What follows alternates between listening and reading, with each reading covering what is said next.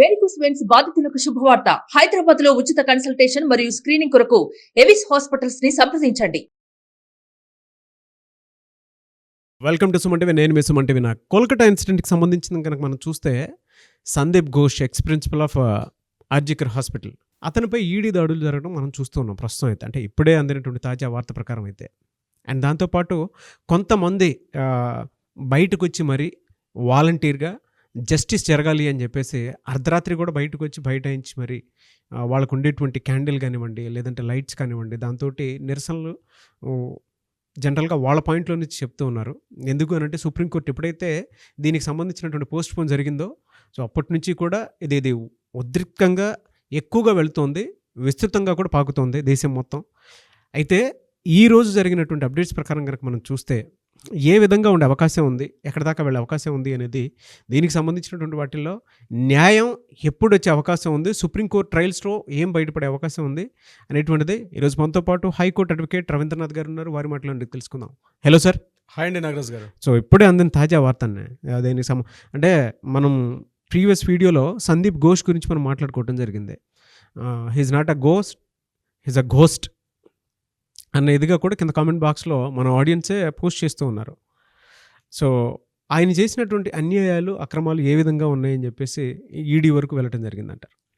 నిన్న సుప్రీంకోర్టు ట్రయల్స్లో కాస్త తన యొక్క ట్రయల్స్ డేట్ని ఎప్పుడైతే పోస్ట్ పోన్ చేశారో దీని మీద వేలాది మంది, లక్షలాది మంది ఆశాజనకంగా చూసిన వాళ్ళు కూడా ఎందుకు సుప్రీంకోర్టు ట్రయల్స్ పోస్ట్ పోన్ చేసింది అన్న విషయం తెలియపోయినప్పుడు కూడా అనేక కారణాలు ఉండొచ్చు దాంట్లో. కానీ ఈరోజు శుక్రవారం, ఈరోజు morning early morning 4:30 to 5 o'clock Sandeep Ghosh మీద ఈడీ ఎన్ఫోర్స్మెంట్ అండ్ డైరెక్టరేట్ వాళ్ళు ఆయన 3 ప్రదేశాల్లో అక్రమార్జన కేసులు, ఆయన ఎక్కడెక్కడే ఆస్తులు సంపాదించి తన ఆస్తుల్ని ఎక్కడెక్కడైతే దాచిపెట్టిన విషయం మీద ఈడీ మీద ఒక ఎఫ్ఐఆర్ నమోదైంది.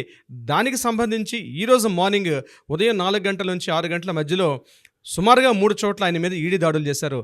ఆయన మీద హుగ్లీలో ఒక అటాక్ జరిగింది, హౌరాలో జరిగింది, సోనార్పూర్, ఈ ప్రదేశాల్లో ముఖ్యంగా ఈయన ఒక్కరే కాకుండా ఈయనకి సంబంధించిన బంధువులు ఎవరైతే ఉన్నారో బంధువులను కూడా కస్టడీలో తీసుకున్నారు, వాళ్ళని ఇంటరాగేట్ చేశారు, అక్కడ ఆ ప్రదేశాల మీద అటాక్ చేశారు ఈడీ వాళ్ళు. అంటే ఈ సంఘటన ఎప్పుడైతే August 9 హర్రర్ జరిగిందో అప్పటి నుంచి ఇప్పటివరకు కేవలం సిబిఐ వాళ్ళు మాత్రం ఇప్పటివరకు ఇంటరాగేషన్ జరిగాయి, కస్టడీలో తీసుకున్నారు. 8 రోజులు పోలీస్ కస్టడీకి కూడా ఆయనకు అనుమతి ఇచ్చారు. కానీ ఈరోజు ఫస్ట్ టైం ఈడీ అనేది ఇన్వాల్వ్మెంట్ జరగడం అనేది ఒక శుభ పరిణామంగా చెప్పుకోవచ్చు. ఎందుకంటే న్యాచురల్గా మనం లీగల్ టెక్నాలజీలో మాట్లాడుకుంటే సిబిఐ కన్నా పవర్ఫుల్ ఇస్ ద ఈడీ.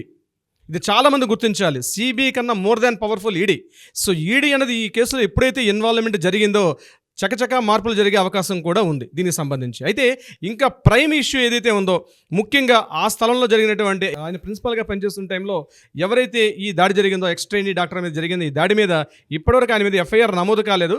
దాని మీద చాలామంది ఆక్రోశిస్తున్నారు ఎందుకు జరగట్లేదని. బట్ ఒకటి, జ్యుడిషియల్ వ్యవస్థలో ఒక ప్రొసీడింగ్స్ ఉంటాయి, ప్రొసీడింగ్స్ ఖచ్చితంగా ఫాలో అవుతారు, ఖచ్చితంగా ఇందులో న్యాయం జరిగే అవకాశం ఉంటుందని మీతో పాటు నేను కూడా యాజ్ బీయింగ్ ఎన్ అడ్వకేట్ కన్నా ముందు నేను I'm being an Indian citizen. So ఒక సాధారణ ఒక పౌరుడిగా నేను ఆశిస్తుంది ఏంటంటే ఇందులో విక్టిమ్కి, బాధితురాలకి న్యాయం జరగాలి. ఇమ్మీడియట్గా ఎవరైతే నిందితుడు ఉన్నాడో అతనికి కూడా కఠిన కారాగార శిక్ష విధించాలని నేను కూడా కోరుకుంటున్నాను. అయితే ఈరోజు ఈడీ చేసిన దాడిలో కొన్ని కీలక పత్రాలు కూడా లభ్యమయ్యాయి. కొన్ని కీలకని చాలా చాలా పవర్ఫుల్ ఆ డాక్యుమెంట్స్ అన్నీ కూడా సెర్చ్ చేశారు. ఆయనకు సంబంధించిన గోల్డ్ ఐటమ్స్ అయితేనేమి, ప్రాపర్టీ అసెట్స్ అయితేనేమి, ఎక్కడెక్కడైతే ఈయన స్టాక్ ఎక్స్చేంజ్లు, అక్కడెక్కడైతే ఈయన షేర్స్ అన్ని ఎక్కడైతే ఇన్వెస్ట్ చేశాడో వాటన్నిటిని కూడా ఈరోజు పూర్తిగా కబ్జాలో తీసుకున్నట్టుగా మనకు అందినట్టు కొన్ని విశ్వసనీయ వర్గాల ద్వారా మనకు అందిన సమాచారం ఈ మేరకు ఉంది. నాగరాజ్ గారు, ఓకే, ఇదిలా జరుగుతుండగా ఒక ఇంట్రెస్టింగ్ ఈవెంట్ ఒకటి జరిగిందండి ఇదే కలకట్టాలో. ముఖ్యంగా ఆ రాష్ట్ర వ్యాప్తంగా ఉన్నటువంటి కొన్ని వేలాది మంది, లక్షలాది మంది మెడికోలు, డాక్టర్లు అందరూ కూడా మూకుమ్మడిగా రోడ్లకెక్కి నిరసన తెలుపుతున్నారు. రాత్రనక పగలనక అక్కడ రోడ్లపై నిరసన తెలుపుతున్నారు. మమతా బెనర్జీ రాజీనామా చేయాలి, నిందితుల్ని శిక్షించాలి, అక్యూజ్డ్కి న్యాయం ఎవరైతే విక్టిమ్కి న్యాయం చేయాలి, ముఖ్యంగా సిపి కమిషనర్ ఎవరైతే సిపి ఉన్నాడో అతను ఇమ్మీడియట్గా రిజైన్ చేయాలని. ఇది ఒక పక్క జరుగుతూ ఉండగా ఇంట్రెస్టింగ్ ఈవెంట్ ఏం జరిగిందంటే తలా పోలీస్ స్టేషన్, అంటే ఆర్జికర్ మెడికల్ హాస్పిటల్ ఏ పోలీస్ స్టేషన్ పరిధిలో వస్తుందో ఆ పోలీస్ స్టేషన్ తలా అనే ఒక పోలీస్ స్టేషన్. ఆ తలా పోలీస్ స్టేషన్లో ఓసీ ఉంటాడు, అంటే ఆఫీసర్ ఇన్ఛార్జ్. ఇప్పుడు మన ఇక్కడ లోకల్ మన హైదరాబాద్, మన తెలంగాణలో ఇక్కడ స్టేషన్ ఆఫీసర్ అంటాం మనం, అంటే సర్కిల్ ఇన్స్పెక్టర్ స్థాయి. ఆఫీస్ ఇన్ఛార్జ్ అభిజిత్ మండల్ సడన్గా ఆయనకి చెస్ట్ పెయిన్ వచ్చింది, ఒక్కసారి బీపీ బ్లడ్ ప్రెషర్ పెరిగింది, అసలు అనుకోకుండా ఆయన ఫెయింట్ అయిపోయి హాస్పిటల్లోనే పడిపోయాడు. ఎప్పుడైతే ఈయన బీపీ పెరిగి ఎప్పుడైతే ఆయన ఫెయింట్ అయిపోయాడో ఇమ్మీడియట్గా లోకల్ ఎవరైతే ఉన్నారో దగ్గర ఆయన కలీగ్స్ పోలీసు అందరూ కూడా కలిసి ఆయనకి ఇమ్మీడియట్గా ఈ తలా పోలీస్ స్టేషన్ దగ్గరగా డమ్డమ్ అనే ఏరియా ఉంటుంది. డమ్డమ్ ఎందుకంటే ఆల్రెడీ ఆర్జికర్ హాస్పిటల్ సీల్ చేసి ఉంది ఇప్పుడు అక్కడ ఎటువంటి యాక్టివిటీస్ జరగట్లేదు. అందుకని డమ్డమ్లో ఉన్నటువంటి ఒక మల్టీ స్పెషాలిటీ హాస్పిటల్ పట్టుకెళ్లారు. హాస్పిటల్ పట్టుకెళ్ళి ఆయన అడ్మిట్ చేసుకోమంటే ఇమ్మీడియట్గా అక్కడ డమ్డమ్లో ఉన్న ఒక హాస్పిటల్ వాళ్ళు నిర్ద్వందంగా తిరస్కరించారు. అతన్ని అడ్మిట్ చేసుకోవాలా, అవి ఏం అవసరం లేదండి, జస్ట్ మెడిసిన్స్ రాసి సరిపోతుంది, ఏం పెద్ద సీరియస్ కాదని చెప్పారు. అప్పటికే ఆయన పోలీస్ స్టేషన్ నుంచి హాస్పిటల్కి వెళ్ళే క్రమంలో ఒక 2 సార్లు ఫెయింట్ అయ్యాడు. ఆయనకి మళ్ళీ నీళ్ళు కొడితే మళ్ళీ లేచాడు. కానీ హాస్పిటల్కి వెళ్ళేసరికల్లా ఇది పెద్ద ఇష్యూ కాదు అని చెప్పి ఆయన అక్కడనే రిజెక్ట్ చేశారు.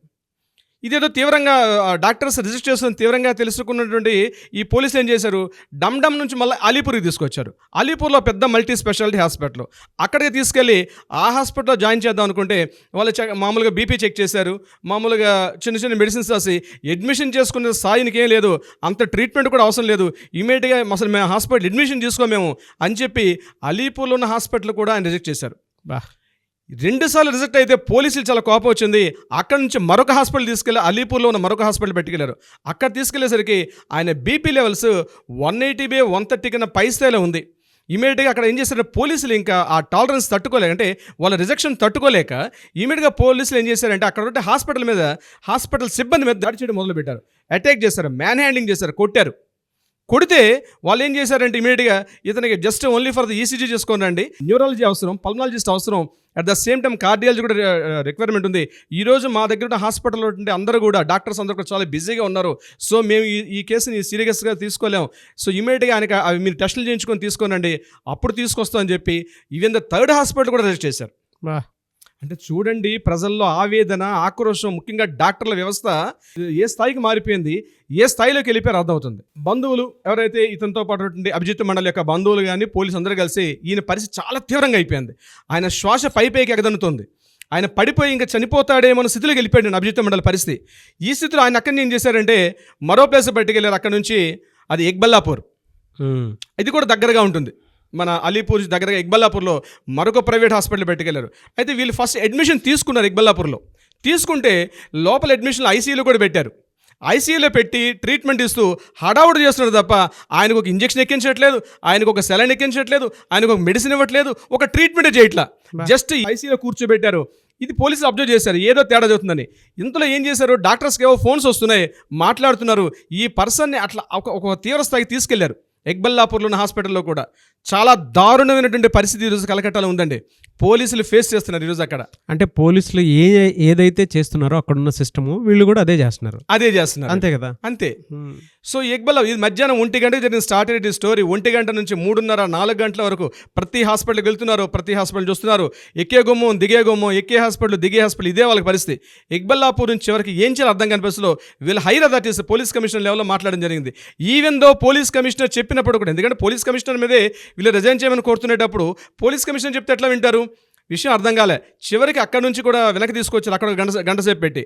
ఈయన పరిస్థితి ఎలా అయిపోయిందంటే ఇప్పటికే 4 సార్లు ఫెయింట్ అయ్యాడు, chest pain, heavy chest pain, ఊపిరి పైకి ఎగదొస్తుంది ఊపిరి కూడా. ఇటువంటి స్థితిలో అక్కడ కూడా రిజెక్ట్ చేస్తే బలవంతంగా అక్కడ హాస్పిటల్ వాళ్ళతో వీళ్ళు కూడా గొడవపడి ఆ ఎక్బల్లాపూర్ హాస్పిటల్ నుంచి మరలా ఇంకొక చిన్న నర్సింగ్ హోమ్, ఎక్బల్లాపూర్లో ఒక చిన్న ప్రైవేట్ నర్సింగ్ హోమ్ ఉంటే ఒక లోకల్ ఆర్ఎంపీ కన్నా కొద్దిగా పెద్ద స్థాయి ఒక డాక్టర్ తీసుకెళ్ళి ట్రీట్మెంట్ ఇచ్చారు. లక్కీగా అదృష్టవశాత్తు ఆ అభిజిత్ మండల్ ఈరోజు ప్రాణాపాయం నుంచి బయటికి గట్టేకాడని మనకు అందిన ఇన్ఫర్మేషన్, ఈ రోజుకి తెలుస్తున్న ఇన్ఫర్మేషన్. అంటే నాగరాజ్ గారు చూడండి ఏం జరుగుతుంది కలకట్టాలో, వెస్ట్ బెంగాల్లో. ఇది పోలీసులు వీళ్ళతో ఆడుకున్న నాటకం.